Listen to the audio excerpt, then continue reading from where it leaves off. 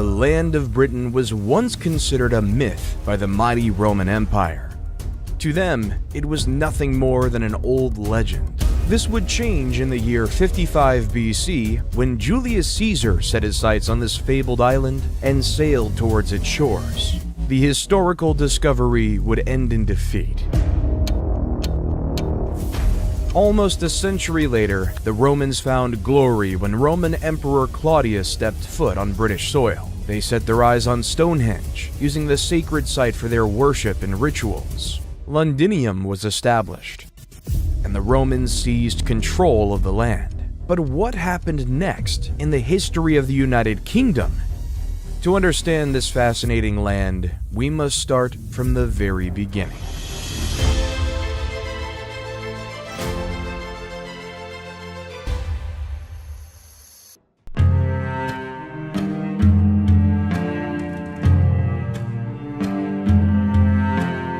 What would become the United Kingdom began way back within the prehistoric Paleolithic period, which dates back to 950,000 years ago, a time that the earliest evidence of an ancient civilization dates back to. The first settlers that arrived in Britain were hunter-gatherers who traveled from Europe around 8000 BC and are now known as the First Britons. This group of people showed one of the earliest forms of economy, with the hunters trading native elk, wild cattle, and pigs while defending themselves from wolves and bears, which were rife in Britain at that time. Over the years, people have discovered a large quantity of tools, such as carved stone edges and hand axes. It is incredibly rare to find human remains from this period, which has made it difficult for experts to determine which form of hominids were living there at any particular time. With that being said, the tools that have been found give evidence that they were probably a subgroup of Homo erectus, like a species known as Homo heidelbergensis.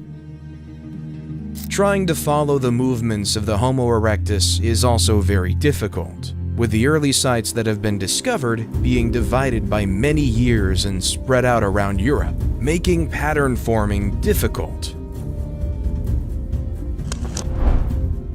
At one time, Britain was part of the European mainland, and not the island we know today. This made it incredibly easy for groups to spread and relocate to other parts of the landmass. As the land moved and water levels rose, groups were cut off and were left to evolve. These early inhabitants relied heavily on both hunting and scavenging, which have been proven by the wooden spears discovered in Essex, which are believed to have been crafted around 450,000 years ago. It is often the stone tools that survive, so finding wooden remains is an incredibly rare and valuable find in terms of the information they provide. The hand axes would often get worn down over the years, with flint flakes chipping off them. It is these flakes that give archaeologists a trove of information, especially when they can trace the technique of making them, the complexity of the tool, and the type of stone used. In fact, hand axes were not used to chop down wood, but were more likely a way of cutting up animal carcasses for eating. Because of the simplicity of the tool and the expertise of the hunters after creating several of them, they've been discovered in high volume at some ancient sites. This proves that groups often returned to certain places and that they chose not to carry the tools with them as they traveled, instead making new ones on arrival. As the techniques in tool-making advanced, the Neanderthals of Britain began strategizing with their weapons to hunt larger prey like woolly rhinos or mammoths that once called Britain their home. The next phase in the prehistoric period is known as the Upper Paleolithic era, which saw humans physically evolve into what we are today, with only a few elements of our ancient ancestors still surviving in one form or another. This is why we still have wisdom teeth, which were once crucial for eating raw food. At this time, Europe would have been an incredibly harsh and cold place to live as a result of the last ice age. This led to many inhabitants leaving at certain times when the climate dropped to ensure their survival. This was not only to prevent freezing to death, but to ensure that they were able to find plenty of vegetation and animal prey all year round. Limestone gorges also offered shelter to people living in Britain around this time, with deep caves and overhangs being invaluable places to set up camp. Around 11,300 years ago, Britain began to warm up, which began a substantial phase of growth, which saw birch and pine trees flourish, as well as other forms of greenery. Other forms of woodland also spread across the land, including oak, hazel, lime, and elm, which are still in abundance to this day. Particular animals that remained after the colder climate changed, such as reindeer and horses, drawing hunters that were accustomed to tracking and killing the animals. This led to many of them traveling across Europe and settling in Britain. As the climate continued to warm up, many of the inhabitants had to change their prey to red deer and boar, as other animal species migrated or died out. This change of prey forced humans to evolve their tools and technology in order to survive. Around 6,300 years ago, during the Mesolithic period, many groups began setting up winter and summer camps, which allowed them to live in an ideal environment that catered to their needs when the natural climate changed through the seasons. Sticking to one place would use up all their food and resources, such as wood for making fires. Without these things, they would perish. Spending time in another location meant that the local habitat could repopulate again, which humans could hunt once they returned. Coastal sites were often chosen for certain times of the year, which meant that humans began eating a heavy sea-based diet, which mostly consisted of fish and mollusk. This also helped develop tools that could be used to help catch water-based prey, further expanding their knowledge and curiosity about the ocean. The transition from hunting and gathering came about around 4100 BC, which was aided by the arrival of agricultural techniques that came from the east. This was propelled by the population boom seen during the late Mesolithic period, which meant that the animal resources they previously relied on were depleting fast. The British landscape began to change soon after, with the inhabitants making mass flint tools, which were equipped with wooden handles. These were used to clear the land, so that fields, pastures, and settlements could be created. Barley and emmer were the first main crops grown for a vegetative food source, while pigs and cattle were captured and bred so that they could generate their own meat sources, rather than kill them straight away for food. This shift to building a self-efficient settlement saw the first domestic buildings, which included large, narrow wooden buildings known as longhouses. Another form of domestic building were structures for the dead to be stored and respected, known as long barrows. The Neolithic period introduced several huge changes to Britain, especially when it came to technology, landscape, and settlements. The causeway enclosure became popular at this time, which were circular monuments built up banks and ditches forming a ring around the settlement. Structures known as cursuses were often built within the circular banks, with the longest enclosure ever discovered in Britain measuring an incredible 10 kilometers, which is around 33,000 feet. When it came to hunting, the way that settlers created arrowheads evolved, with the design appearing more like a leaf shape to aid its aerodynamics. These later changed to chisel and transverse arrowheads to further improve their craft. This was a result of social changes, which were no doubt influenced by different groups mixing that shared their crafting expertise. The chisel arrowhead was easier to use, which could be glued or bound to an arrow shaft, which made production far quicker. During the middle of the Neolithic period, the British settlers began to slow down when it came to wild animal hunting, instead depending on their own livestock. Afterward, arrowheads became less sharpened as they were used as a deterrent against other settlements, stealing livestock rather than killing the thief. The reason for this could have been down to rising social pressures that forbid murder as a punishment for any injustice. Between 2600 and 2200 BC, monuments known as henges were erected, one of which being the famous Stonehenge found in Wiltshire, England. While there is no definitive proof, it is believed that the henges were used for rituals and astronomical observation. Because the ditches are located inside of the banks, experts have concluded that it wasn't used as a form of defense, but rather as a symbol of defense. During the later Neolithic period, pottery and tools began to change. During the early Neolithic era, pottery was often round-bottomed bowls with necks that sloped down. By the late Neolithic, the style changed to flat-based pots that were decorated by etches made during the drying process. These early pots were primarily used to brew and store beer, although dairy products and stews were also contained in them. With groups gathering and technology quickly advancing for the prehistoric people of Britain, it was time to move into the next critical era for their advancement.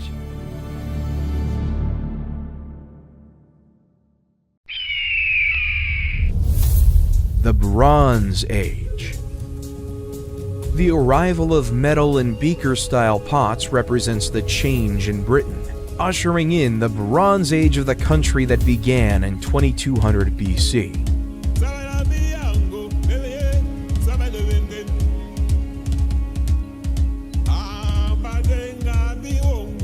Bronze alloy was actually much rarer than iron ore, which meant that the resource was reserved for tools. White gold was primarily used to create jewelry. The other alloy used by people during the Bronze Age was tin, which was also quite scarce in Europe. Because bronze can be cast at a much lower temperature than copper, it meant that bronze casters could use molds to create more elaborate designs, such as daggers, halberds, and axes, which were far more durable than the stone tools that came before them. Bronze is also much harder than copper, as the tin within it reinforces it on an atomic level. Beaker pots were still used after bronze was utilized, with their different designs, decorations, and refinements improving as time went on. In fact, intact beakers and pots that were used in the burials give an insight into the craftsmanship, which sometimes still has honey residue in them from the beer they drank. Daggers were made longer during the middle of the Bronze Age, which became the first swords made in Britain, which were called rapiers. As social tensions grew between the different groups of people, more variations of weapons and shields were made. There is even evidence that neighboring settlements could have used the weapons heavily by the damage sustained to them, although they could have been intentionally damaged before being placed in hoards to prevent anyone else from using the swords against them. While there is evidence of human remains being cremated in the Bronze Age, it's likely that much of the remains were scattered or placed in moving water. This is evident from the lack of bones found within burial sites, where more bodies should have been located. This shows how the people of this time mastered fire and ways of increasing its heat to successfully burn human remains and cast metal. It was during the Bronze Age that boundaries around land started appearing, which were traded and claimed by dominant families. Livestock pens and agricultural fields became an important part of everyday life, as well as the copper mines that provided jobs for inhabitants and allowed metalwork to advance at a very swift pace. A historically important site was discovered at Great Orme in Llandudno, Wales, that provided 90% of the ore used to create axes all around the northwest of Europe. From 1000 BC, another change in climate resulted in many areas of Britain becoming uninhabitable, mostly due to the lack of crop growth in the cold conditions. Also, areas that were once ideal for growing vegetation became wet and boggy. With the eruption of the Hekla volcano in Iceland blocking out much of the sunlight, with the land becoming inhospitable, many settlers moved on from the land, while others repurposed the fields for strictly raising livestock. Those who refused to leave were forced to build walkways and raised settlements over the wetland beneath, which inadvertently improved their structure-building skills. The most preserved examples of cloth, food contained in pots, tools, furniture, and wooden objects were discovered within the fens below these settlements, as they would have dropped down or fell in after a structure was attacked and broken down. Because of the lack of oxygen and muddy conditions of the bogs, these items were preserved for millennia. Near the end of the Bronze Age, the long, pointed rapier blades evolved into long, flat blades, with a full tang going into a cast handle. Now, weapons were not only becoming an art form for the people of the Bronze Age, but a necessity for their survival. Hordes of weapons became rarer in the Bronze Age, which is believed to have been a result of its value dropping. This led to crafters, known as founders, to hold back their wares in order to raise its value. This is the first example of market strategy in British history, which later became an incredibly important factor in its economic growth.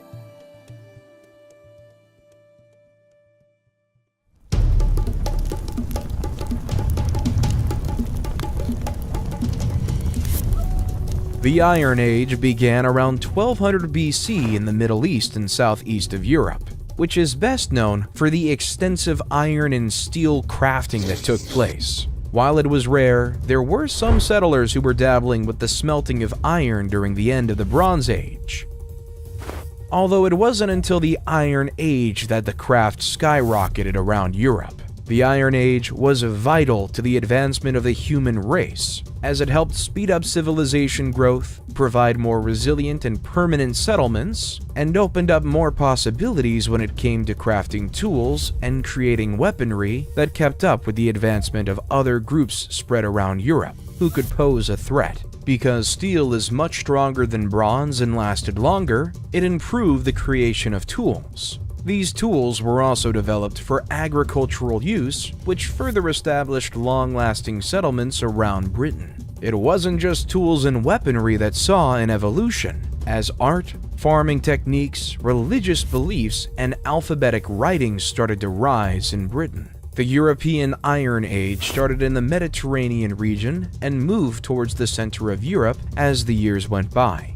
In 600 BC, the skills in iron crafting spread to the northern part of the continent. The early Iron Age was dominated by a group called the Hallstatt Chiefs, who were the elite and most powerful of the age. It was within this culture that saw the first fortified hill forts, with domesticated animals and livestock raised on their land. These would later become castles and palaces, which were not only a form of defense, but a way to boost the wealth of their family. In 450 BC, however, the Hallstatt culture crumbled, and the chiefs lost their power. This led to other groups rising to power in Europe, including the Mycenaeans, Greeks, Etruscans, Romans, and Celts, who used their iron and steel manufacturing to craft durable weapons and advanced armor. Out of all of these groups, it was the Celts that became the most powerful. The Celts were broken up into different tribes that were spread throughout Britain. Despite being advanced enough to share a common language, they were named after Keltoi, which was the Greek word for barbarians. The Celtic culture began to rise as early as 1200 BC. With the groups spreading throughout Britain, Ireland, France, and Spain as their population grew and moved around. Although they stayed mostly in Britain and Ireland, with some of their vocabularies still existing in modern-day language. While they were around for a considerable amount of time during the Iron Age, it wasn't until around 700 BC that they were documented in history by the Romans, who called them Gaeli, another word meaning barbarians. Despite their name, the Celts were among the most successful people in British history, with them controlling many parts of the continent, which include current-day Ireland. While the Celts thrived for centuries, when the Roman Empire grew and spread across Europe, Julius Caesar launched an all-out attack on the Celts, slaying thousands and crushing their settlements and culture to claim their territories. Caesar's Roman army later tried to invade Britain, but they failed, allowing the Celts to populate the land. But when it comes to the Romans' involvement in the history of Britain, their story was only just beginning.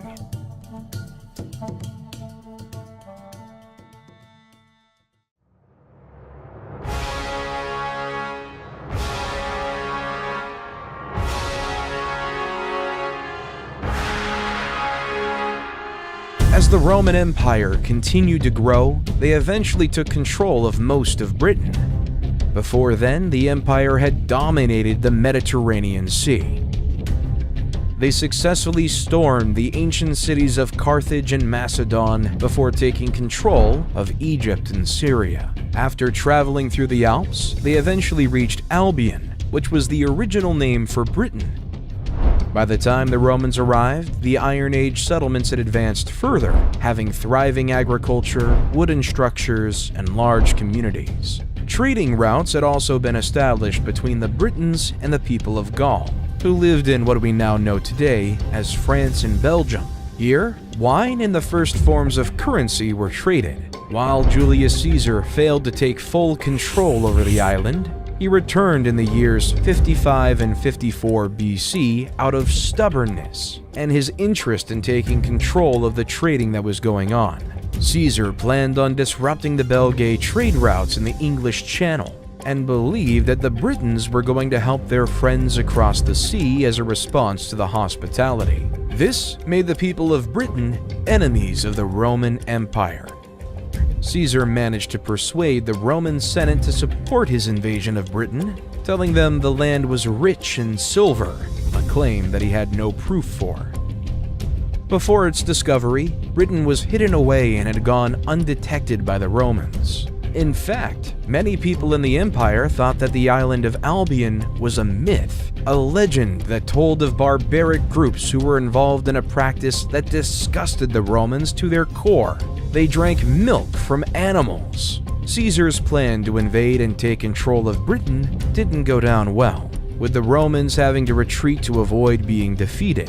Undeterred, he returned with 5 legions, which allowed him to storm across the Thames River, and he managed to speak with the chieftain of the Britons, Cassivellaunus. This meeting resulted in a peace treaty, with Caesar returning to the mainland of Europe to deal with a rebellion breaking out and a failed harvest that threatened starvation. Caesar never returned to Britain, and after a civil war, the Republic crumbled. Under the rulership of the emperors Augustus and Caligula, who continued to grow their empire in Gaul, their eyes once again set upon the barbarians across the Channel. While the interest was there, the time wasn't right, and beyond a symbolic throwing of javelins in the ocean, the invasion never came. In the year 43 AD, however, Emperor Claudius sailed across the sea with 4 legions, with Aulus Plautius leading the charge. Reaching Richborough, located on the east coast of Kent, the invasion of Britain began. Despite only spending 16 days on the island, the glory-seeking emperor returned to Rome in the year 44 and was hailed a hero. Despite the emperor leaving, the empire continued its invasion. They swiftly took the territory of Cativellani, a Celtic tribe state, before spreading north and west. By the year 60, much of Wales was under Roman control. Roman kingdoms were created in modern-day Norfolk and other places, with the Vespasian, who would later become emperor, sending his legion to the southwest to capture tribal settlements. It was around this time that cities like Londinium, which would later be known as London, was built. While the Romans seemed like an unstoppable force, the Britons continued to resist them. A member of a Celtic tribe called Caradicus managed to persuade groups in Wales to help fight the Romans, but he was captured. He managed to escape captivity and fled to a region ruled by the ancient Britons known as the Brigantes, but the Queen chose to hand him back over to the Romans as a sign of newfound loyalty. Caradicus was sent back to Rome with his family as prisoners and, surprisingly, was spared death by Claudius. Boudica, the Roman ally and wife of Prasutagus, who was the client king of the Iceni tribe, headed a revolt against the empire. After the death of her husband, half of his kingdom was to be given to the Romans, while Boudica would be left to rule the other half. Rome wasn't happy with sharing the kingdom with somebody they classed as a traitor and decided to plunder the whole thing. If they couldn't have all of it, then nobody could. Boudica retaliated by sending her army to Londinium, where towns were plundered and burnt down. According to the Romans, 70,000 Romans were killed as a result of the revolt, although Boudicca and her forces were eventually defeated thanks to the expertise of Roman governor Gaius Suetonius Paulinus. Boudicca was believed to have ended her own life with poison rather than surrender to the Romans. The Romans went on to defeat the Druid stronghold at Anglesey, who were targeted for their religion that was opposed to the empire. This decision led to the emperor being replaced with Turpilianus, who saw a great change in the way the Romans ruled Britain. Eventually, Britons gave in to the Roman culture, and the previously plundered towns and settlements were rebuilt, including London, which became the capital of the Romans living in Britain. Taxes were introduced, mining techniques were improved, livestock and grain production was increased tenfold, and the trade industry flourished, including that of slaves. It was during this time that roads were established throughout the country that connected key locations, such as London, York, and the Welsh border. This innovation built valuable trade networks and increased the affluence of the capital. The Romans were not yet done when it came to controlling, however, as they later moved into northern Wales, as well as sailing over to invade Ireland. The Romans further implemented their culture in Britain, building amphitheaters, Roman baths, and teaching Latin to its inhabitants. By the year 130, formidable military garrisons were built throughout the continent and other territories ruled by groups the Romans considered barbarians, such as the Balkans, were encouraged to aid in the Roman expansion. Britain was eventually split in half, which was called Britannia Superior and Britannia Inferior, in order to rule more efficiently. The problem for the Romans was that the more they spread out, the more attention they got from other enemies. The island saw a barrage of attacks from the Picts of Scotland, the Scots of Ireland, and the Saxons who traveled from Germany. For a period, a successful rebellion led to the kingdom separating from Rome, although it was recaptured in the year 296. By the end of the 4th century, and with the emergence of Christianity on the continent, the Romans slowly lost control of Europe. The lack of food resources such as grain spelled the end of the Roman Empire. As the last emperors withdrew, British cities were given the message that the citizens now had to fend for themselves, as the empire finally fell. This is where local governments were created, overthrowing the Roman magistrates that had governed more centuries. Despite Britain no longer being a part of Rome, their culture continued and shaped the country we see around us today. In the decades that followed, heretics battled Christians. Saxons from Ireland and Scotland raided English coastal cities, and Europe began to fall in what was known as the Dark Ages. Britain broke into smaller kingdoms, and a phase of regression began. While Britain saw some truly formidable enemies, their most challenging foe was one they didn't see coming.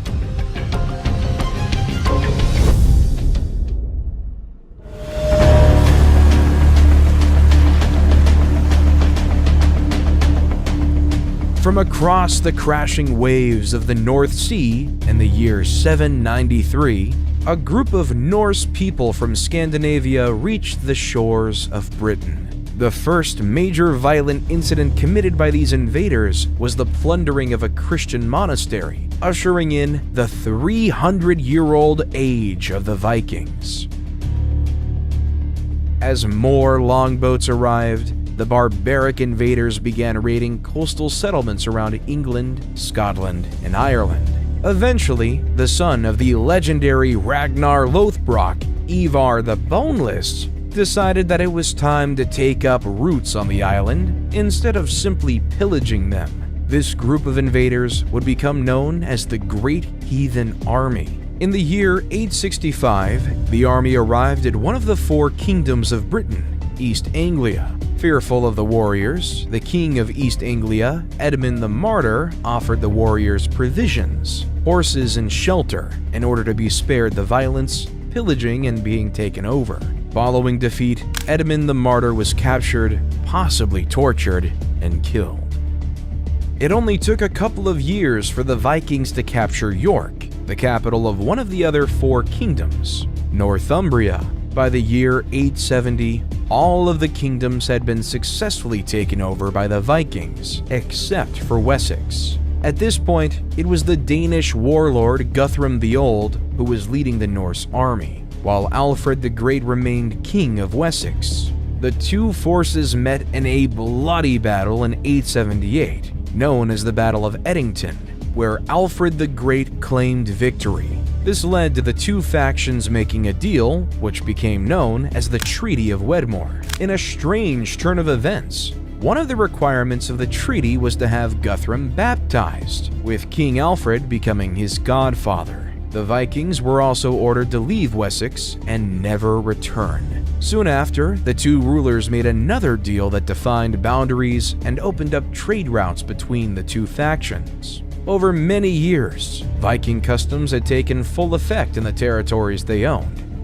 including London. This land would become known as Danelaw, with Derby, Leicester, Lincoln, Nottingham, and Stamford becoming the most important towns under their control. These 5 boroughs were ruled by 5 Danish armies, all under the control of Jarl, a Viking elite. For almost a century, the Vikings and Anglo-Saxons lived in harmony, trading, working, and even mating with the opposite factions. Many words we use today also came from the old Viking language, such as words beginning with sk, such as sky. Other words derived from Old Norse include the word ugly, which stemmed from the Viking word ugligur, husband, which came from husbandi, gift, which came from gipt, aeg, that became egg, and Thursday, which came from the Viking word for midweek, which was known as Thor's dagger, or Thor's day. It was the Vikings' strong belief in a law system that not only developed the word law in the English language, but also the word wrong, which expresses their belief in differentiating from what was deemed unacceptable when it came to their beliefs. While Alfred the Great used the time of peace to build forts and other forms of defense within his kingdom, his daughter Athoflat used the strongholds to wage war against the Vikings. After her husband died in the year 911, she took control over the kingdom of Mercia, which gave her the name Lady of the Mercians thereafter. The 5 boroughs under Viking rule were eventually defeated, and in 954, the last Nord king, the legendary Eric Bloodaxe, was forced out of the region of Northumbria. This ended the era of Danelaw, which was now known as England. Although the Viking reign was squashed, those that retreated were not finished with the land they called home. In the year 1013, Sweyn Forkbeard and his band of Viking warriors returned, with the leader becoming the first Danish king of England. After the death of the king, his son Canute the Great took over until he passed away in 1035. The rule of the Vikings ended when King Harald successfully thwarted King Harald Hardrada of Norway in 1066, in a conflict known as the Battle of Stamford Bridge. This time, the Viking invaders had been expelled from England forever, although their legacy lives on to this day within the DNA of their descendants.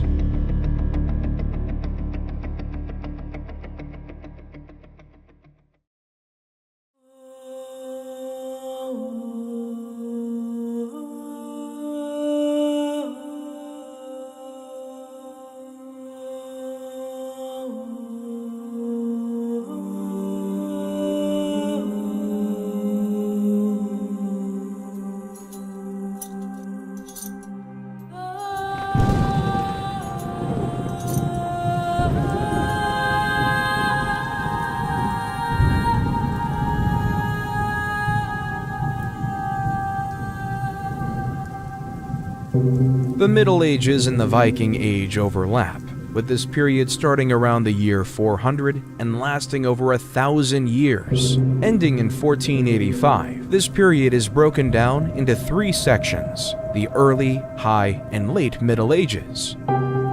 We have already covered the early Middle Ages with the rule of the Vikings and the Anglo-Saxons, after the fall of both of these groups in 1066. after the defeat of Nord ruler King Harald Hardrada and Edward the Confessor. The latter who saw defeat by the Normans during the Battle of Hastings. While the Anglo-Saxon time came to an end, during their time, they made great strides in advancements to their settlements. Families began building a single house for all their generations to live in, from the youngest child to their grandparents. These homes were made from wood and had thatched roofs to keep them dry and warm. All the houses were built close together, with a grand hall being the focal point of their community.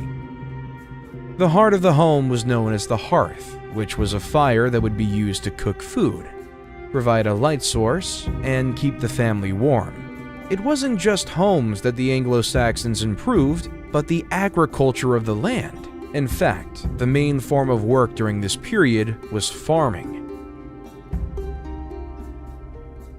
This involved cultivating crops, breeding, raising, preparing, and trading animals, as well as chopping down trees to create more farmland and to construct new buildings. Even the children were put to work during this time, who would herd cows and sheep with the help of the dogs they trained and took care of.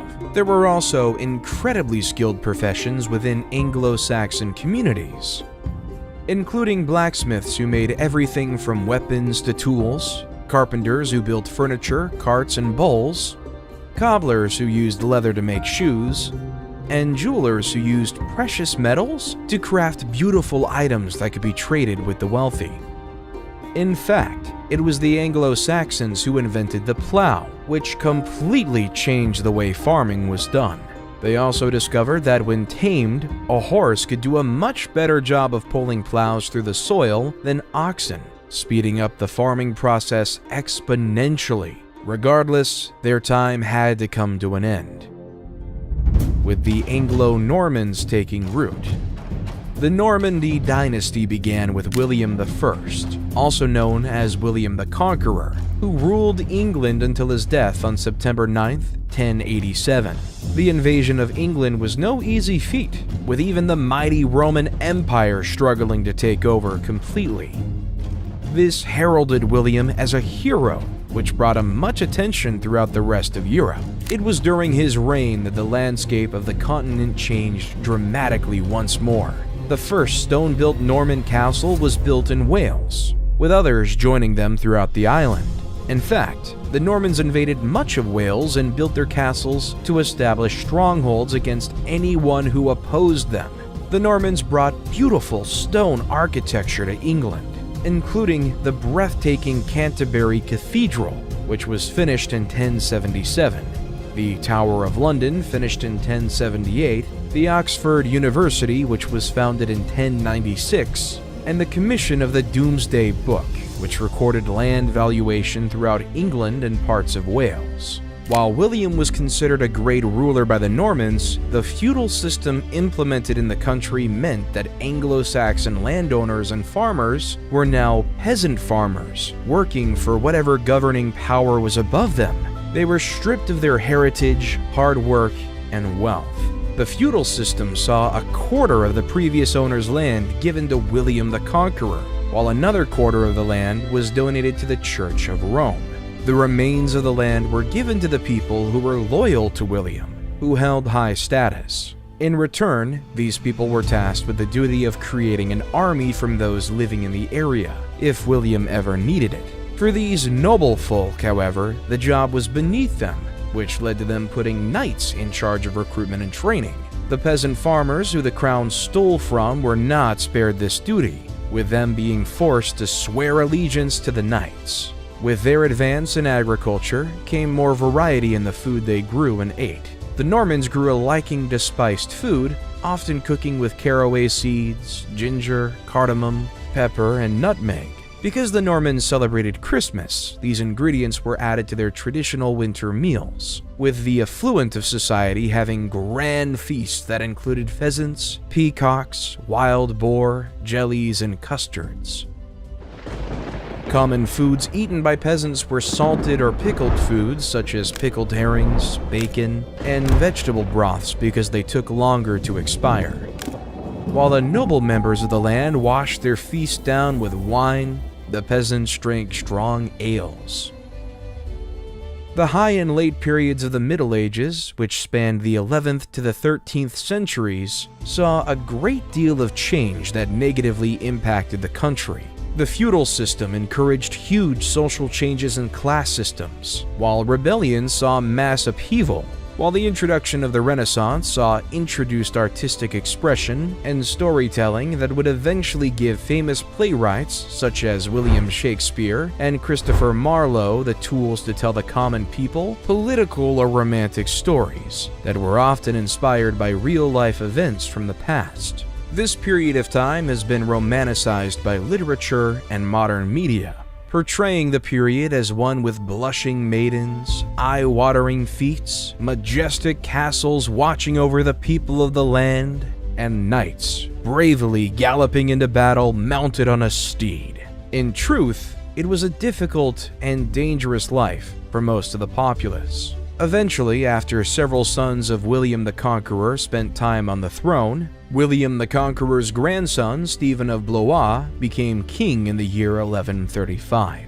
This started a huge civil war in Britain known as the Anarchy, which lasted from 1138 to 1154. This conflict was led by Stephen of Blois' cousin, the Empress Matilda, who believed that the crown was her rightful inheritance. This time was incredibly difficult for everyone living in Britain, from the wealthy nobles to the lowly peasants. People began to get suspicious and desperate, which led to oppression and mistreatment. Many innocent people were tortured and interrogated for valuable information, while others stole goods and gold in order to make money for their families. Most people were left with nothing, which led to families starving to death. The Civil War ended when Stephen of Blois died in 1154, when Empress Matilda's son, Henry II, took the throne. The rule of Henry II was a fairly peaceful one, which was bolstered by his friendship with Thomas Becket, the Archbishop of Canterbury. Together, the two men had power over the people of England and their religion. Unfortunately, the friendship wasn't long-lived, with Henry ordering the murder of Thomas Becket inside of the Canterbury Cathedral. The freedom of a man was complicated during the 12th century, with some men being connected to land ownership but forced to pay the lord. Others only paid rent but owed no land, while some found themselves in the middle, owing a service to a master while having to pay rent for the land they lived on. If at any point someone couldn't pay their taxes, they would then have to answer to a master overlooking the area, while the non-free people, known as serfs, could be freed of their obligation. Another way of escaping control was to escape to another borough and live there for a whole year. If the fugitive was caught before then, however, the lord of the manor had the right to beat and imprison the man. King John, who came to throne in 1199, was one of the cruelest rulers in English history. He was greedy, violent, and a tyrant. He struck fear in the hearts of his subjects, increasing taxes so that he could use the profit to hire mercenaries to keep everyone in check. No one was spared the wrath of King John, with even the Pope finding himself on the wrong end of the king. In the year 1208, John refused to accept a man named Stephen Langton as the Archbishop of Canterbury after Pope Innocent III decided to ignore the king's suggested candidates. Regardless, the church bells of Britain were not rung and the church stopped burying people. But King John still refused to allow Stephen Langton to take up the role. This resulted in the Pope excommunicating King John, which absolved all English subjects of their oath of allegiance to him, which caused him to lose all power over them. This blow to King John resulted in a revolt breaking out in the country, and the King of France used the chaos to challenge the rulership of England. With the upheaval, King John was forced to sign a very important charter called the Magna Carta, agreeing that the country would abide by many laws and justices, 4 of which are still present to this day. These are the 4 clauses.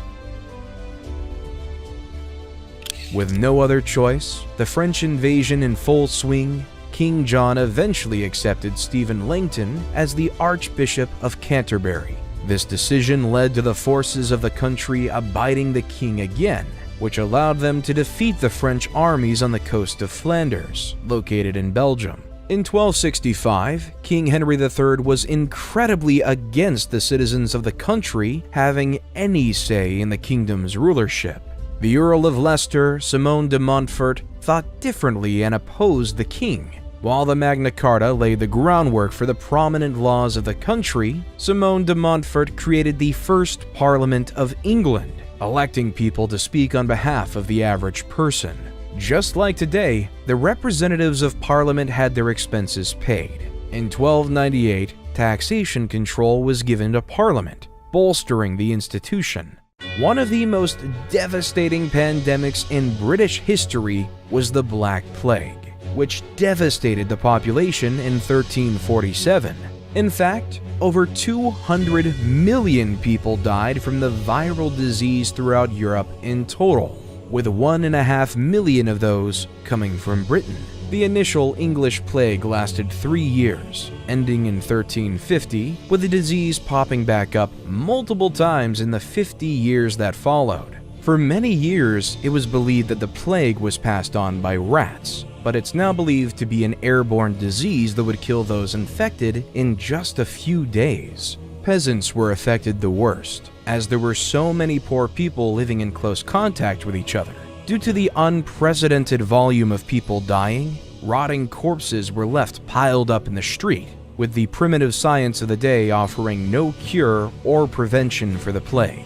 With peasant workers dropping from the disease, it became increasingly difficult to find people to tend to the fields and grow crops. This led to starvation and the decimation of entire villages. As they were desperately in demand, many peasant workers took advantage of the situation, moving around the country to find higher-paid positions. The government didn't like the fact that peasants were now able to better themselves and chose to side with those willing to pay more. After trying to put a stop to them traveling to find higher-paid jobs, the government tried to put a stop to it. This resulted in the Peasant Revolt of 1381, in which the poor folk of England violently banded together in order to get poll tax and the wage cap removed, as well as the abolishment of the control lords had over them and their property. Another huge event that happened in the Middle Ages was the War of the Roses, which saw the House of Lancaster and the House of York fight each other between 1455 and 1485. The reason for the war was that both sides were the descendants of a previous king, Edward III, and wanted to take their rightful place on the throne.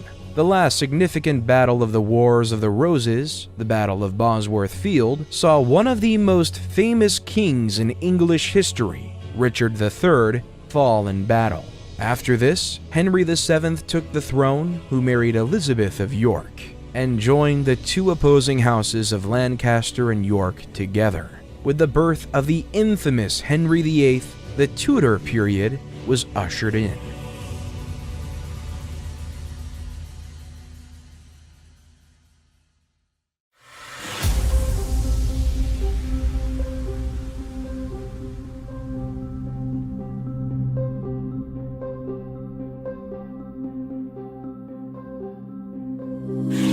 The Tudor period had a huge focus on the reshaping and rethinking of religion, politics, and the monarchy in Britain. After defeating Richard III's army during the Battle of Bosworth in 1485, Henry VII's rule saw the beginning of a 118-year reign for the Tudors, which saw a total of 5 monarchs sit upon the throne. In fact, the rulers of this period have become some of the most recognizable in English history. It was this rulership that played a huge part in shaping England, and later the United Kingdom, through the economic changes, the role change for women, and countrywide religious reform. The marriage between the two cousins brought the feud between the Lancasters and the Yorks together, bringing two of the most influential families of England together. Henry and Elizabeth went on to have 8 children together in order to cement the longevity of the family rule. although only Arthur, Henry, Margaret, and Mary Tudor made it to their adult years.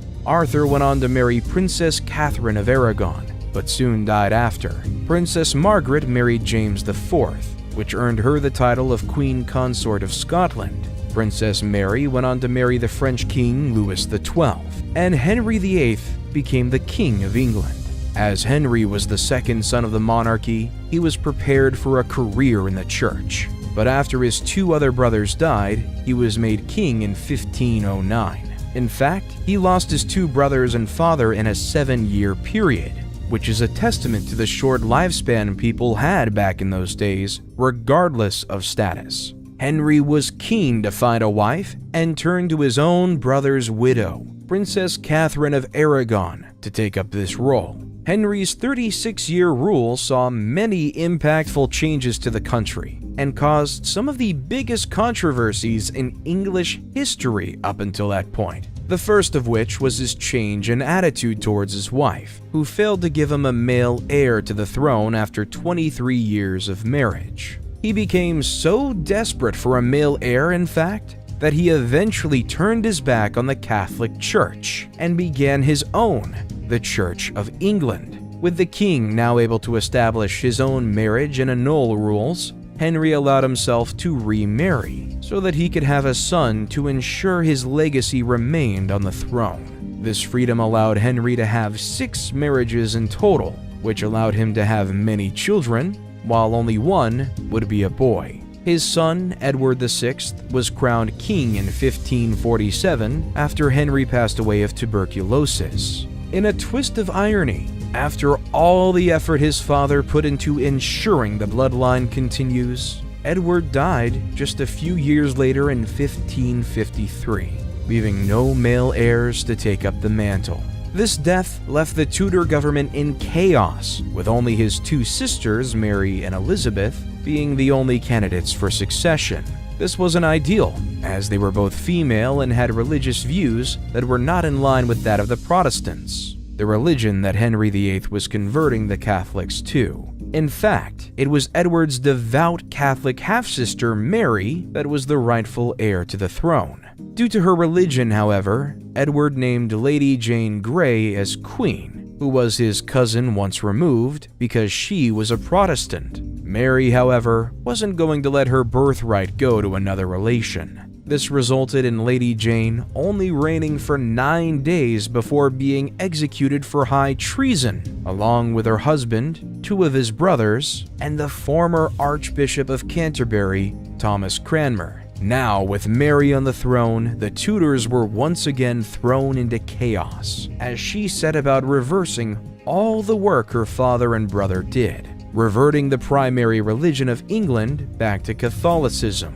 This change was done aggressively, with the Protestant people now persecuted for being heretics. This led to 300 people who refused to be conformed to Catholicism being burned at the stake. This dark patch in English history is now known as the Marian persecution. Not only were Queen Mary's forceful religious views a problem for people of nobility, but so was her gender. Being the first queen, which was earned in her own right, several of the most influential nobles insisted that she should marry a Protestant man in order to heal the relationship with her people.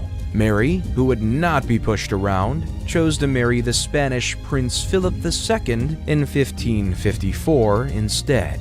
Unfortunately, the pair didn't have any children despite many attempts. Eventually, Mary named her Protestant half-sister Elizabeth the next heir to the throne as she lay dying. Elizabeth I had a long reign that spanned 1558 to 1603, in which she did a lot for the country. As the daughter of Anne Boleyn, Elizabeth had to work hard to persuade her people to support her. Due to her intelligence and likable character, she had a glorious reign. With that being said, there were several issues throughout that time, including her Catholic enemies attempting to murder her, an attack from Rome, and her decision to stay single. Regardless, she faced adversity and earned the nickname Gloriana, Good Queen Bess, and the Virgin Queen. When she passed away in 1603, the Tudor period came to an end. Before the Tudor era, agriculture played a huge part in the lifestyle of the country,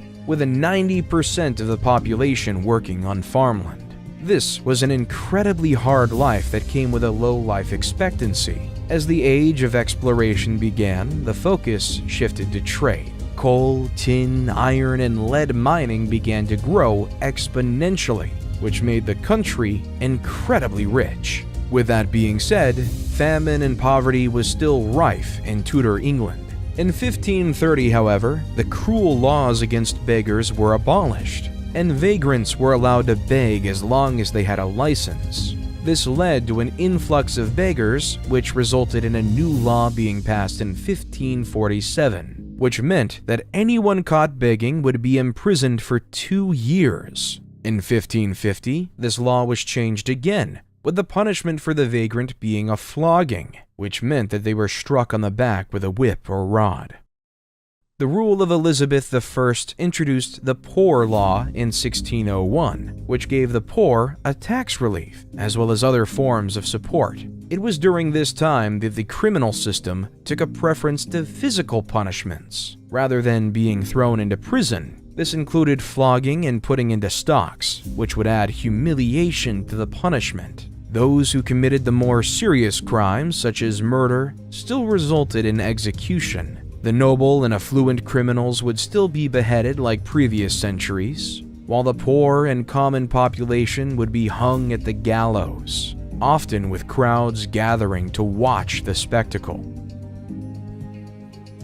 A focus on education came with the Tudor period, with Richard Mulcaster, the educationalist, insisting that a boy's education was the most important, as they were more worthy. This led to boys from wealthy families being sent to grammar school and universities before the girls. Despite a female monarchy ruling over the country, the future of girls was predetermined to be that of wives and mothers, well versed in needlework, cooking, and cleaning. Eventually, girls were given the right to get an education, although it was limited to only reading and writing. Eventually, local schools were established where boys and girls would study together. It was during the Tudor period that leisurely activities began to rise. Many people began playing tennis and football, as well as watching jousting events and gambling. The more affluent of society played chess and gambled by playing card games, such as Primero and Noddy, which was the precursor to cribbage.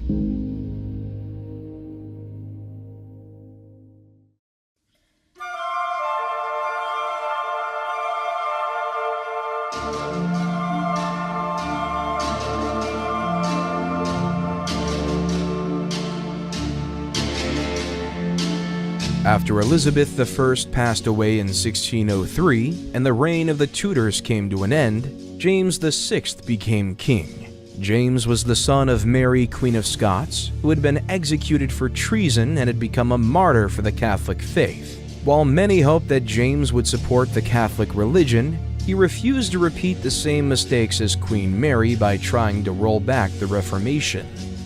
When the Catholics living in England didn't get the support they wanted, a group of people began to plot an assassination.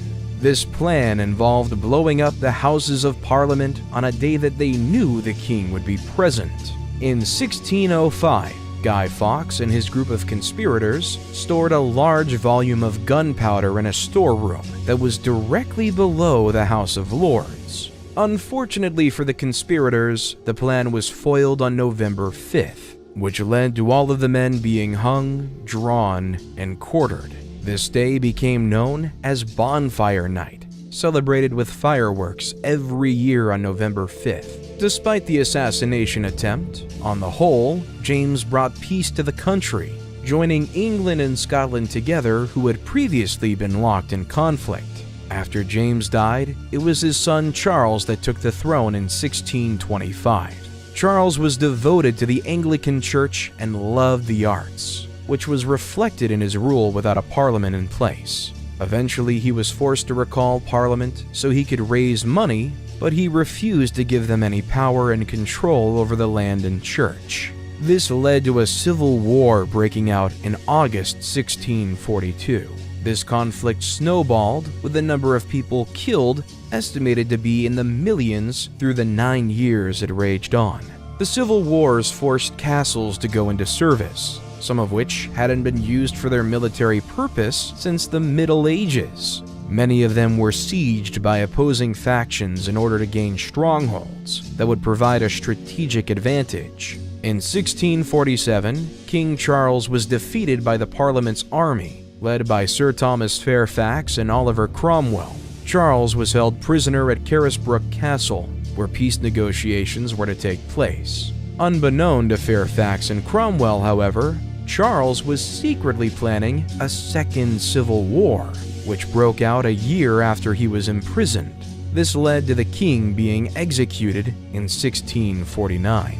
The news that a king had been beheaded shocked Britain and Europe, which led to the future Charles II trying to invade the country with the help of the Scots. This attempt failed, with Charles only avoiding death by hiding inside an oak tree at Boscobel in Shropshire. Government and church powers weakened after the beheading, which saw the rise of new and radical ideas, often spread through pamphlets. Growing religious sects began to preach about the second coming of Christ, a belief that spread throughout the country. At this time, Oliver Cromwell ruled the Commonwealth of England, Scotland, and Ireland, donning the title of Lord Protector.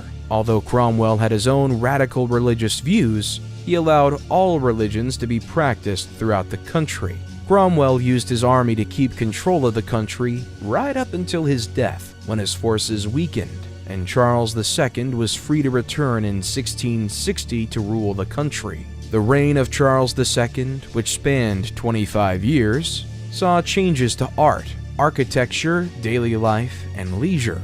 In fact, it was this period that saw the revival of theaters. This period also brought some incredible scientific discoveries, such as the manufacture of phosphorus, which was dipped into wooden splints to create matches. With that being said, there were several disasters that happened during this time, including the Great Plague of 1665 and the Great Fire of London that broke out in 1666, after a fire broke out in a small bakery. The Catholic brother of the king, James, went under heavy criticism about whether he should be the next king.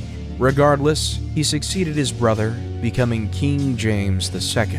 While the king defended the throne against the Duke of Monmouth, his illegitimate Protestant brother, he became disliked by many for the violent trials of the rebels and policies put forward by the king. Eventually, William of Orange and the daughter of James invaded England, which led to James fleeing and the pair being crowned king and queen. The rule of William III and Mary II marked a peaceful period for the country. Mary's sister Anne took the throne afterward in 1702. While her reign was known for the victory over Louis XIV, the most monumental event was the Act of Union, which saw the beginning of a united Great Britain. Now, we've spoken a lot about the monarchy and rule, as it was the rich and powerful that could learn to read and write to document their lives and historical achievements. But what were the lives of everyday Britons like in the Stuart era? Most of the common people during this era were poor, with some forced to live in terrible conditions. This was only made worse by the influx in population, which saw entire areas impoverished and starving. This led to poor laws being implemented, which were first introduced a century before by Elizabeth I, which helped the poorest people of the country. Most of those working have a master above them who would provide them with a room and wages to live off. Vagrancy became a huge issue during this period, as the most impoverished of people were forced to beg or claim charity from family and neighbors. In fact, many poor people chose to travel to the New World in order to change their lives and make money. While times were most difficult at the start of the Stuart period, things got better near the end of it. For the poor, the focus was on finding the next meal. When food stocks were down, people concentrated on the harvest industry. When soldiers during the Civil War were waiting for payment, many of them resorted to stealing crops and livestock, which heavily affected the industry and led to more starvation.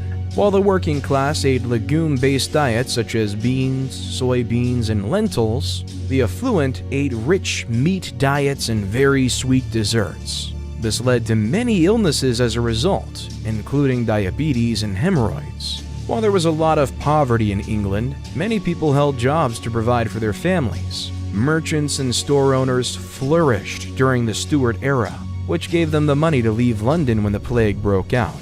In the country, many people were employed as shoemakers, blacksmiths, tailors, saddle crafters, and glovers, just to name a few. On the streets and cities of towns, many people sold a variety of wares, from oysters to furniture, as well as offering services that ranged from shoe shining to prostitution.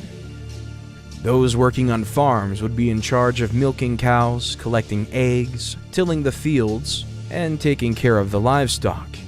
During this period, like those that came before it, roles were defined by the sexes, with girls expected to follow the orders of their father, brothers, husbands, and then their sons. The wife and mother of the family were put in charge of running and cleaning the house, preparing food, and raising the children. If a woman came from a wealthy family, she could avoid marriage and the duties that came with it, while poorer women chose to work as servants, wet nurses, or midwives. The sad truth is that many women only found freedom after being made a widow. Some could argue that when it came to relationships, aristocratic families had it more difficult than common people. The reason for this was because the influential and wealthy were forced to marry due to political or financial reasons rather than genuine love. Marriage was so important during Stuart Britain that an act was passed in 1604 that stated that a man who left his family or committed bigamy would be deemed a rogue, which would merit a punishment. For example, a case went to trial over a man named Thomas Middleton, who had to provide evidence to prove he was only married to one woman. In the later part of the Stuart era, a document called the Political Arithmetic was published, which talked about all of the people working in England, including those working in agriculture and manufacturing. In it, William Petty, the writer, expressed his concern about how gold and silver were now in scarcity, and that the country was growing poorer by the day. He also claimed that the focus on Ireland, Scotland, and America was a burden to the country and provided no advantage. While this opinion may sound harsh, many shared the opinion that England had overstretched its assets, which now meant the population was suffering as a result. By the early 17th century, Scotland, Wales, and Ireland were unified with England, and in 1707, Queen Anne officially packed the Acts of Union. Sadly, life expectancy was much shorter than that of today, with the likelihood of children dying being incredibly high. In fact, childbirth was dangerous for both the mother and the child. Without the medicines and treatments we have today, if the trauma and pain didn't kill the mother, infections would soon after. Experts believe that 25 women out of 1,000 died giving birth during the Stuart period. Other things that killed young people during this era were worms, plague, and dysentery, as well as an illness known as griping in the guts, which killed people through diarrhea and crippling stomach pain. A major factor in these kinds of illnesses came down to personal hygiene, which the Stuarts did not hold in high regard. This also led to parasites like fleas and lice infesting every level of social class. Intestinal worms were also common, with eggs being laid or passed into foods when being prepared. In their spare time, people living in the Stuart period would enjoy dancing, singing, and listening to live music at music halls and other venues. While higher classes went to the theater, common folk would enjoy betting on cock and dog fighting. Another blood sport that brought many people together were public executions, which would be held in town squares. During the Stuart era, food and drinks from other countries began to become popular in England. The reason for this was down to the global trade routes established via road and ocean, which also introduced wares never seen before on British soil. This included furs from North America, tea from China, and spices from India. This is where the palate of the British people changed, with exotic wares and ingredients being welcomed into the culture. By 1633, strange yellow fruit known as bananas were found on market stalls, while the first coffee houses and tea rooms opened their doors. It was here that many people would visit to discuss politics and other business. During its early days, coffee was considered to be a man's drink, which led to women being banned from visiting the coffee houses. Women looking for a warm drink could visit tea rooms, however, while hot chocolate was available to higher class members of both sexes.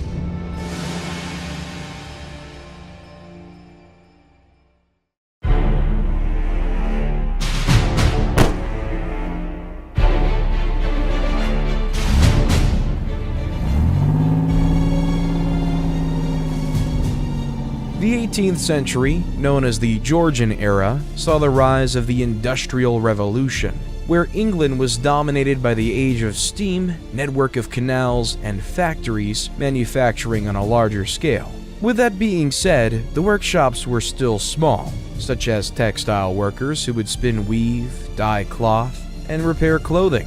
This industry was made up of thousands of small-scale operations. Areas of Britain specialized in a specific area of industry, such as metal production in the Midlands, mining in the Northeast, and glasswork in the West Midlands. State-of-the-art technologies led to breakthroughs in agriculture and industry, which changed the country exponentially. Food production was increased, which ensured that there were plenty of it to go around. Affording it, on the other hand, was a different matter for the poor. Foreign workers and vagabonds offered cheap labor, which created mass unemployment across the country, especially in rural villages. This led to many people living in the country relocating to larger towns and cities to find work. These people were welcomed into the growing factories, which in turn increased manufacture and the development of technology. The only thing that slowed down production, however, was the limited power sources, with many businesses relying on water wheels, windmills, and horses to work large tools and machines. With the advancement of steam, introduced by Thomas Newcomen and his steam-driven piston engine, industries now had a way of increasing their workflow, as well as pumping water from flooded mines, transporting goods across the country via trains, and powering large textile mills. By the late 19th century, around 2,000 steam engines were in use in Britain. The Derby family of Shropshire re-imaged the iron manufacturing process, which offered stronger metals that were ideal for making machines and larger tools. With the help of steam engines, coal mining was made more efficient. In turn, the spoils were used to power steam engines across the company. This means that coal was one of the most valuable industries in the entire country. In 1769, Richard Arkwright created the water frame, which allowed large-scale textile spinning to take place. A short time later, James Hargreaves's spinning jenny was made available, which made cotton spinning much easier. In 1780, Edmund Cartwright's power loom continued this string of advancements, which made cheap clothing available to the entire population. As steam industries continued to evolve, so did the types of businesses using them. Factories began sprouting up all over the country, which provided goods and materials to many parts of the world. These companies provided jobs on a scale that had not been seen before. For example, Richard Arkwright's cotton factories in Nottingham saw almost 600 employees at their peak, while some factories in Birmingham had almost 1,000 employees at any one time during the 1770s. Even children were employed, as their small hands were ideal for intricate work, such as making buckles, buttons, and locks. Many of these businesses were incredibly dangerous work environments, not to mention that the workers were treated poorly. In fact, many compared some factories to prisons, with those who made mistakes or not working hard enough facing physical discipline. Workhouses and orphanages would send children to work in factories and mines, which put them in danger. Some would pass out through heat, while others got caught in fast-moving machinery as they were sent through them to maintain them. The canal systems, created to transport the coal supply around the country, also provided jobs for many people. The early systems were limited but incredibly important. For example, the canal commissioned by the Duke of Bridgewater connected Worsley to Manchester, which halved the price of coal within just a couple of weeks. With the success of the already existing canal networks, more and more were commissioned by the government. In 1815, over 2,000 miles of canal were available in Britain, transporting thousands of tons of precise metals, coal, and wares on barges towed by horses. With the focus being on the canals, the roads were left in a very poor state, many of which were flooded or overgrown with vegetation. This caused trades that traveled via wagon and cart to suffer. With food unable to be delivered by using the roads, Britain was facing a problem. To rectify it, the government passed the Turnpike Acts, which allowed new roads to be built and used a toll system to pay for their construction and upkeep. Headed by engineers like John McAdam and Thomas Telford, roads began to spread throughout the country in the 1780s. The improved roads not only allowed trades to operate again, but they actually made it more efficient. This meant that a stagecoach could travel from Edinburgh to London in just 2 days, which almost took 2 weeks 50 years previously. This was groundbreaking at the time, and further revolutionized industry in Britain.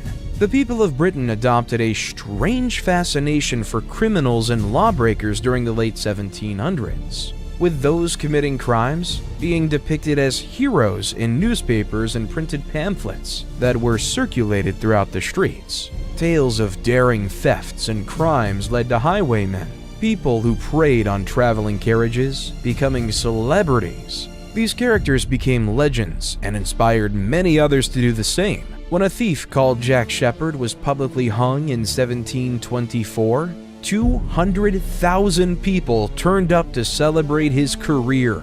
Another, the flamboyant John Rann, was met with his adoring fans in the street of London after he was found not guilty of a theft. For others, the rise and growing popularity of crime was worrying. Thefts were at an all-time high, and those committing the deeds were not being caught or punished. There was an outcry for criminal investigations and punishments to be improved, which eventually led to the police force we know today. Although it was very different in the early days, back then, the punishment of criminals was left down to the victims, who were in charge of the investigations. While there were 2 constables in each parish, these were people elected in the community who worked on a voluntary basis. This means that most of the police work was done after the men had done their day job, with some of them paying others to do the duty for them.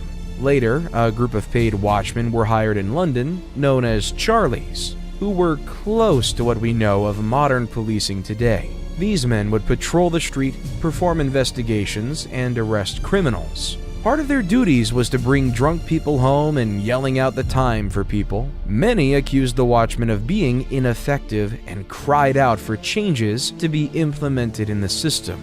This opinion was listened to in the 1750s, with professional forces being established. In 1751, Henry Fielding started the Bow Street Runners, which saw the first armed men carrying out investigations and arrests on behalf of the public. The suspects of these crimes were judged by local magistrates without a jury having any say in determining guilt. This, of course, led to many innocent people being imprisoned or executed for crimes they didn't commit, whether it was done through wrongful conviction or political motives. Once again, these officials were volunteers who were elected from influential members of society. This meant that many of them were not well versed in the law and took the position as a statement of power rather than justice. Horace Walpole, an English writer, once said that the greatest criminals of society were the officers of justice, referencing the corruption within British law. This, in many cases, was true, with several taking bribes or being reluctant to perform their duties out of laziness. The most serious crimes, like rape and murder, were dealt with by the Crown Court, which were located in large towns, or the famous Old Bailey. The experience for common people standing trial was scary, with the stench of unwashed criminals being covered with scented flowers and herbs, which were also believed to stop the disease from spreading. Much of the trial was done in Latin, as was tradition, which meant many suspects were confused as to what was being said, or the details being put forward. To make things worse, criminal defenses were not introduced until the later part of the Georgian period, which meant that witnesses were examined by the judge and jury members. If these officials took a disliking to the character of the suspect, they would be found guilty without all the facts being known. In fact, these cases were over in a matter of minutes, with several cases being conducted in a day to speed the process along. In the early 1800s, courts abided by the Bloody Code, which was a list of 200 crimes that justified an execution. These included crimes such as treason, rape, and murder, as well as less serious crimes like stealing, the poaching of animals, and even vandalism. Fortunately for many, most of these crimes that could merit death ended up with imprisonment. Regardless, this struck fear in the hearts of many, with the idea of visiting the gallows for a crime they didn't commit being a very real possibility. Those who were unfortunate enough to face the gallows were done so in a public spectacle, with hundreds of people turning up to watch the life of a criminal snuffed out. While many saw it as twisted entertainment, it was done as a deterrent for others. Up until 1783, the hangings took place at Tyburn, Middlesex, 8 times a year, with up to 20 criminals hung at the same time. Those sentenced to death would endure a 3-mile cart ride to the gallows, which would be mobbed by hundreds of people screaming and throwing things. Once they were all lined up on the wooden scaffolding, the noose would be tied around their necks and trap doors would open. After the executions, white doves were released as a symbol of respect, after which a moment's silence was insisted. Many criminals were often sent to American colonies, as well as Australian colonies, to serve their sentences through hard and unpaid labor. Other punishments included hefty fines, being flogged and whipped, and literally branded a criminal with a burning hot rod. These punishments were often done under the watchful eye of the public, who were allowed to pelt them with rotten fruit and vegetables. Lifelong imprisonment was also implemented at the end of the Georgian period, which were known as houses of correction. With the advancements of industry seen in the Georgian era, the 19th century saw a period of exponential growth that carried on through to the Victorian era. At this point, industries of rural and agriculture were dwarfed by factories and urbanization. This sudden change was a culture shock to many communities, and it took a while for the government and the people of Britain to get used to this new way of life. The Victorian era started in 1837 and ended around the outbreak of the First World War, despite Queen Victoria passing away in 1901. It was during this era that Britain saw another boom in the population, with figures doubling between 1801 and 1871. This was down to people being able to afford the upkeep of larger families as a result of the work opportunities the Industrial Revolution provided. Migration in the country increased population, although many left the country also. In fact, a large number voluntarily left for the American colonies in search of a better life in the New World. Large groups of Irish workers made up a majority of the migrants, especially in 1845, during the Irish potato famine that caused starvation in many parts of the country. People from Ireland, Scotland, and the English countryside flocked to industrial cities for work, as well as Jews from Europe and Russia. While conditions for working children were awful, a legislation for protecting child and adult workers was passed by Parliament, which was campaigned by Michael Sadler and the Earl of Shaftesbury. This forced safer procedures to be implemented within mines and factories, and also put an end to slavery within the British Empire. Education for children younger than 10 was also made compulsory, which nurtured the prospect of common people taking up more skilled jobs. The police force, which had evolved a lot since the 19th century, was more organized and efficient. They also began a prison reform program that saw conditions within prisons greatly improve. While there still were clear social class divides, social freedom and the ability to keep more of their money had improved many lives.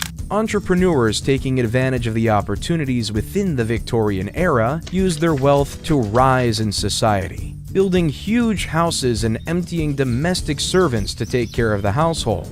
In fact, in the 1880s, 1.25 million people in Britain were working as domestics, which was more than any other industry.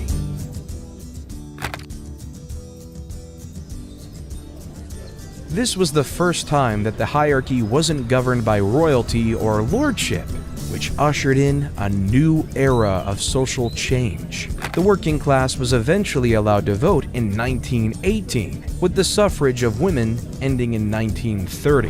In 1776, Britain lost the American Empire after America declared independence during the American Revolutionary War, which resulted in the empire turning its sights to India instead. Throughout the Victorian era, the expansion into other countries continued, which opened up more trade routes and prompted more conflicts. In 1851, the Great Exhibition presented industrial and technological wonders to the world.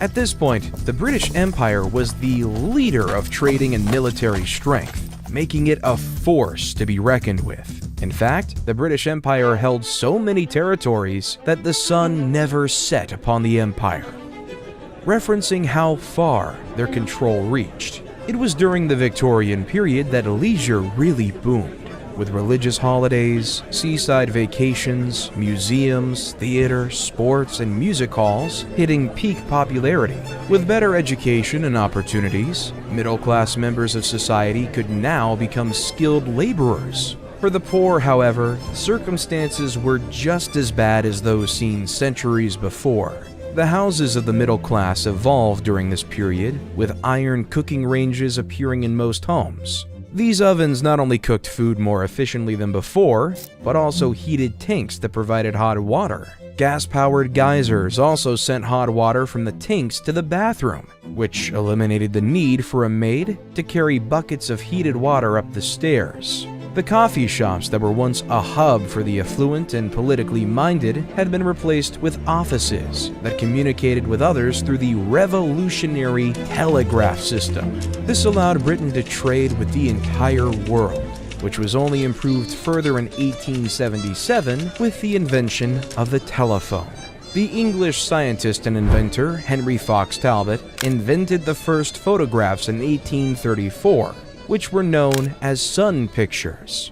These became wildly popular and were sold as cartes de visite, very small photographs that were often given to people as visiting cards. Among the most popular subjects distributed was Queen Victoria and her children, which was the first time most people had seen their queen outside of officially painted portraits.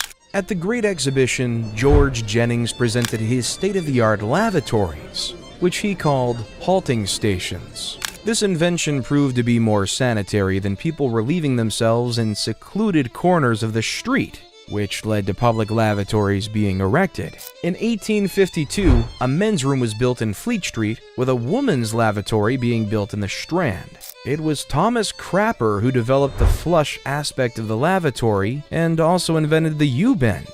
Many believe that the word for bodily waste came from Thomas Crapper's name, although the word crap actually came from the Dutch word krappen, which means to separate, and the Old French word crap, which means waste or rejected matter. Because cotton needs to be produced in a humid environment, many manufacturers established their factories in Manchester because of the volume of rain the city gets. Unfortunately, the factories were still full of dust and cotton fibers in the air, which resulted in many workers suffering from breathing illnesses. The large machines in these factories also posed a risk, with many of them not having any form of safety protocols or guards. This led to several cases of women being scalped after their hair got caught, as well as hands, fingers, and arms being caught and crushed in the moving parts. Children were often sent into or beneath the machines to clear blockages or replace intricate parts, which also ended in terrible accidents. Elsewhere in the country, the gentry owning large portions of land was becoming incredibly rich from coal mining, with the industries utilizing steam power keeping the demand high. While mining kept the country thriving, the conditions deep down in the earth were terrible. Children were hired to drag the wagons from the coalface to the shaft foot, which would then be lifted to the surface because they were much cheaper and more obedient than horse-drawn carts. This was incredibly hard work and run the risk of being caught in a collapse. Mines got incredibly hot, which meant that workers wore very little clothing and had to drink beer to keep hydrated. The reason they drank alcohol was down to the poor quality of water, which caused diarrhea, dysentery, cholera, and typhoid, which would prove deadly to its drinkers. In 1815, Sir Humphrey Davy invented the safety lamp, which allowed deeper excavations into the earth. Later, ventilation techniques were implemented, although it wasn't until 1848 that compressed air systems were invented. Employing children under the age of 12 was banned in 1860, although the number of employees grew from 200,000 to 500,000 in Britain. This allowed 30 million tons of coal to be excavated in 1836, which rose to an incredible 44 million tons by 1880. By 1850, a person could only work for 10 hours a day with night work abolished. This meant that the average working day lasted from 6 in the morning to 6 in the afternoon. Also in 1850, lighting and ventilation regulations came into effect for mining, further improving the well-being of the workers. With that being said, mining was still an incredibly dangerous job, which wouldn't have been properly improved until the 1900s. It had become common practice to pay workers with tokens that could only be used at selected shops instead of paying them money. This led to shops inflating prices and providing poor quality items, as workers had no other choice. The Truck Act, established in 1831, set to end this practice, but it took a long time for it to end completely. The British Empire proved itself to be the most innovative and captive market in the entire world due to its industrial breakthroughs. Unfortunately, it was this achievement that became its own downfall when it came to keeping all of its territories, as the prosperity inspired parts of the empire to become separate entities to seek their own success. At the time, the United States was growing at an incredible rate, forging its own legacy in technology and innovation.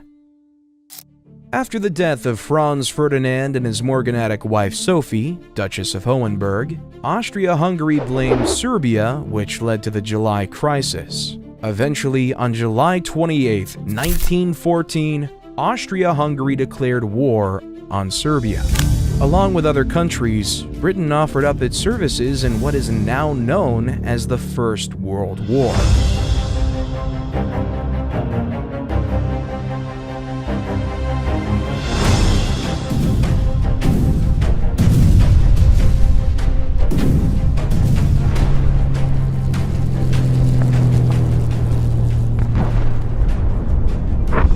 This explosive period ushered in the modern age, where the focus shifted from the monarchy and industrial revolution to the development of weaponry and strategic warfare that took the lives of millions. Due to trench warfare, the country saw unprecedented levels of death. By the time the fighting came to an end, 16 million lives, both soldiers and civilians, were lost. At this point, Britain was dependent on its industry and agriculture sectors. Industries shifted their production to supplying munitions for the war effort, with many forced to by the government. Agriculture supplied food to the country, as stocks being imported to the country became limited due to the threat of the enemy. While young men were enlisted in the army, women had to go work in factories, making bullets and uniforms, as well as working on farms. Women also worked in nursing and caring roles, as the casualties took their toll on resources.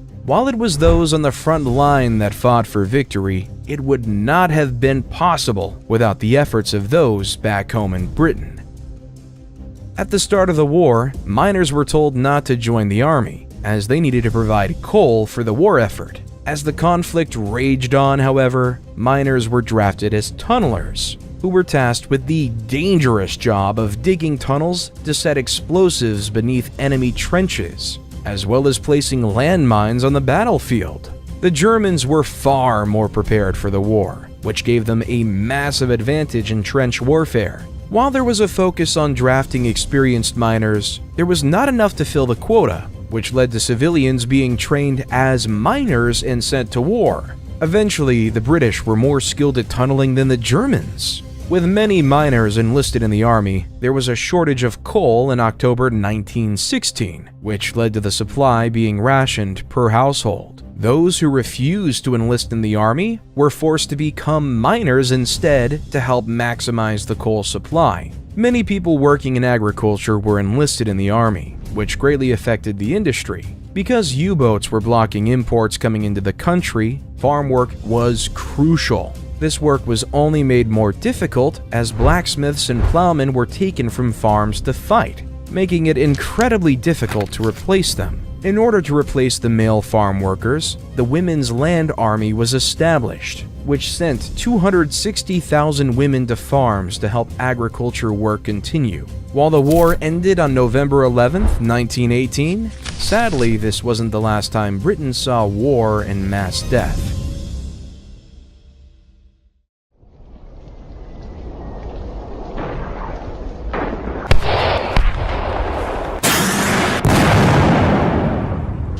With World War II breaking out in 1945 when Germany invaded Poland. Between 1945 and 1951, Britain was healing from the effects of World War II, with the Labour Party leading the charge after replacing Winston Churchill, the Prime Minister who was hailed a hero for the part he played in the war. 5 years ago, I promised you blood, toil, tears, and sweat. And your untiring response brought us, in the end, victory over Germany. The Labour Party had been established in 1900 to oppose the Conservative Party, which had been the country's oldest political party. The Conservative Party won the election in 1945 by a landslide, and was favored as people believed that the government didn't understand the needs of ordinary people. Despite Churchill's impressive leadership during the war, many believed that he wouldn't be a good leader during a time of peace. During this period, the Labour Party established national insurance in 1946, as well as the NHS, the National Health Service, which has been providing free healthcare for the British nation since 1948. Industrial sectors such as mining, banking, gas, and aviation were nationalized, which allowed environments to be made much safer for workers. Eventually, the economy recovered, and industries returned to the efficiency and profitability they had experienced before. Shortly after World War II, the Cold War between the United States and the Soviet Union began. In order to bolster the forces of their allies, the Foreign Secretary, Ernest Bevin, offered Britain's support to the United States. Britain also participated in the Korean War in 1950 on the side of South Korea, alongside America. Britain later became an original member of NATO, the North Atlantic Treaty Organization, in 1949. This treaty was established with the United States and other European nations in order to protect them from the Soviet Union, who were developing nuclear warfare. In 1947, India successfully achieved independence, taking the jewel of the British crown away. This was the start of the British Empire's dismantlement after centuries of taking territories for their own. Between 1950 and 2000, Britain changed in many ways. Immigration increased, class division had completely ended, and the welfare state was established. With the loss of many colonies and territories, Britain joined a union with Europe. The manufacturing industries that made the country thrive shifted to providing services and relying on imports rather than producing them within the country. Although Britain saw inflation and recessions, the standard of living was at an all-time high. On February 6, 1952, Queen Elizabeth II was named the Queen of England. following the death of King George VI, her father. King George had to have one of his lungs removed after it became cancerous from years of smoking. Although he did recover from the surgery, he suddenly passed away in his sleep from a coronary thrombosis, a type of blood clot in the heart. Although Britain was in peacetime after 1945, the threat of the Cold War led to the country spending heavily on defense, military supplies, and training. The threat of nuclear attack was terrifying, which led to funds being channeled into developing defenses. The leader of Egypt, Gamal Abdel Nasser, nationalized the Suez Canal in 1956, which was a huge blow to Britain's trade economy. In response, Britain, France, and Israel decided to invade Egypt in order to govern the Suez Canal network. This was met with a lot of criticism from the United States and other countries, including the Soviet Union. This opposition led to the United Kingdom withdrawing from the invasion, as the United States and the United Nations put a lot of pressure on them. This resulted in the value of the pound dropping, as international investors withdrew their interest in assets.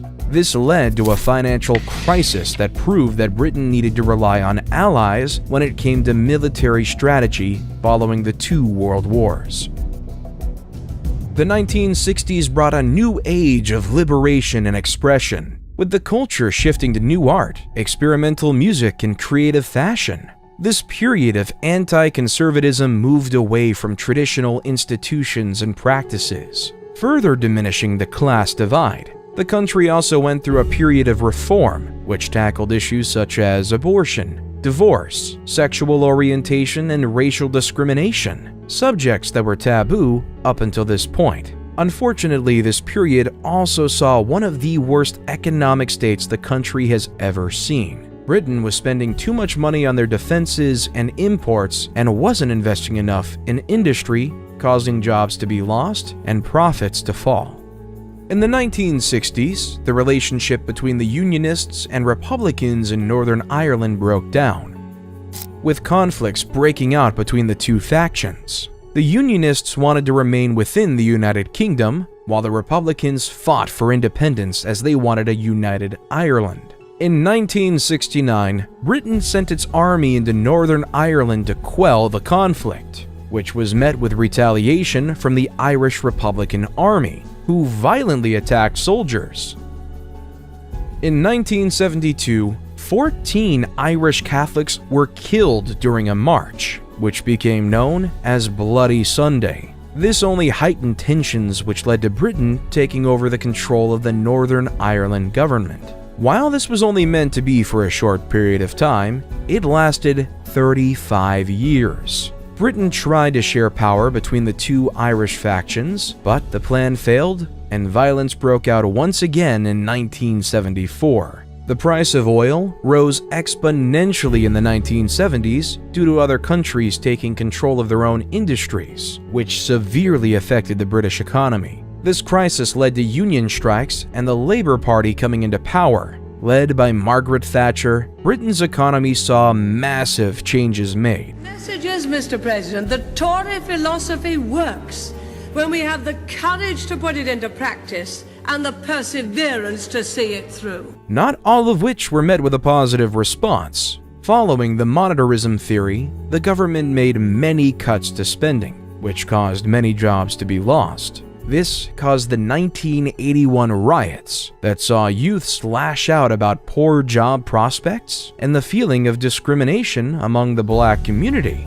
In 1982, Argentina took over the Falklands, which was a British territory at the time. Margaret Thatcher managed to defeat Argentina over control, which boosted her popularity in the country for a short period of time. By the middle of the 1980s, privatization was in full swing. This allowed more British people to invest in shares, which increased profits for the government. $350 Swiss. Zurich 23, Citibank. Around this time, in 1985, the Irish Republic accepted Ireland as part of the United Kingdom, although conflicts within the country continued. With the new millennium being ushered in and the digital age taking root, the British Empire came to an end. with many of its territories now given independence.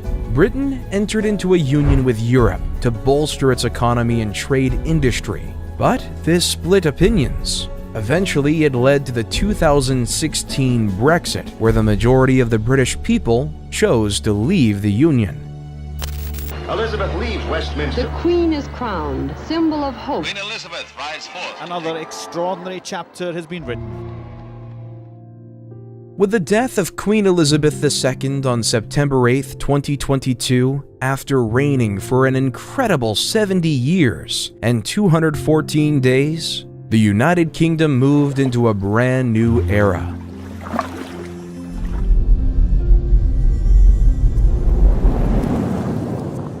In 2023, the country now faces an energy crisis, while continuing its efforts to deter conflict between Russia and Ukraine. Throughout its incredible history, the United Kingdom has made many integral contributions to the world, from industry to culture.